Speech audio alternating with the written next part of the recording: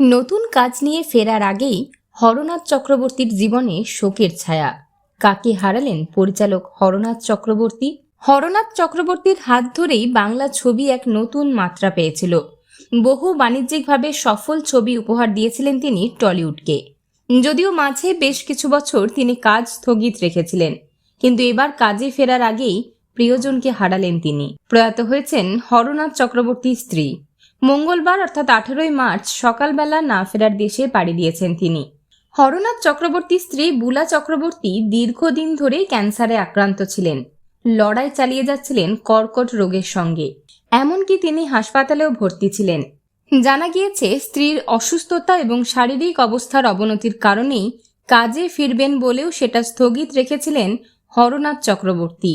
আর এদিন যে তার সেই নতুন শুরুর আগে জীবনে শোকের ছায়া নেমে এলো, সেটা আর বলার অপেক্ষা রাখে না।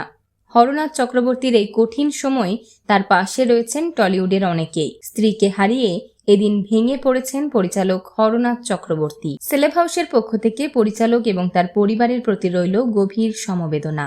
বিনোদন জগতের আরো অন্যান্য খবর নিয়ে ফিরছি, জুড়ে থাকুন আমাদের সঙ্গে।